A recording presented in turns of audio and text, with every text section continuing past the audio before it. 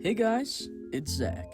Today, I wanted to talk about a mechanic in Deepwoken that hasn't been changed since release, but if done properly, can create a sense of immersion unparalleled to any other game on Roblox. I'll be talking about movement, more specifically climbing, and what I think the developers could do to add onto it further. Before I get started, I just want to say that if you've seen any of my content so far, I'd greatly appreciate it if you like the video and subscribe to the channel. Currently, 92% of my viewers are unsubscribed, and I have a plethora of content lined up for when I'm back home from college that you're not going to want to miss. I want you to take a look at the clip on screen. This is a clip of me scaling a mountain in Deepwoken.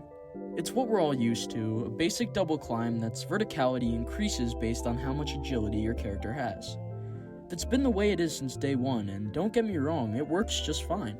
There's not anything I particularly find wrong with this version of climbing, but knowing that these developers have their hands on one of the greatest Roblox open-world exploration games of all time, they could definitely do more with it.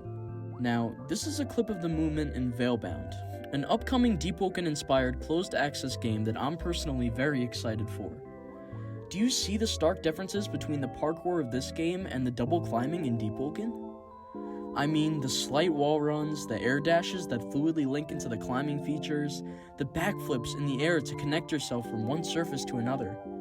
These slight changes lead to an incredibly immersive experience.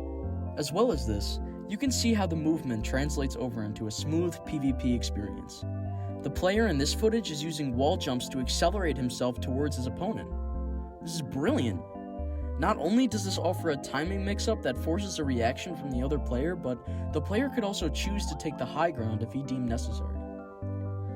Not to glaze Veilbound too much, but if a smaller developer team without the incredible amounts of funding that Deepwoken has can hit this aspect of their open-world game right on the mark, I see no reason why the Deepwoken team can't do something similar. The addition of air dashes that we saw in verse 2 could be seen as just the beginning, and with Conquest being pushed farther and farther back, why not get started on a bit of an overhaul? This wouldn't just be a benefit to the open world, but Chime and Battle Royale as well. As we can see from the train map and the library map, there are already walls laid out for the player, and yet there's no use for them besides there being a potential concussion proc. Now, imagine if they could play a bigger part in combat. Battle Royale 2. The map is so expansive with several different structures to allow for the player to use advanced movement options that aren't currently present in the game. The only argument I could see is that it may benefit the Trackstar build, but to be honest, I completely disagree.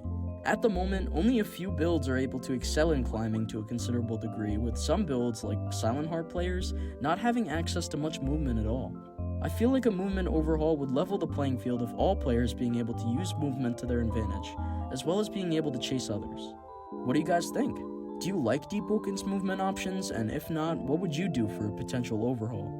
I'd love to hear your thoughts in the comments below. Thank you so much for watching, and have a good one.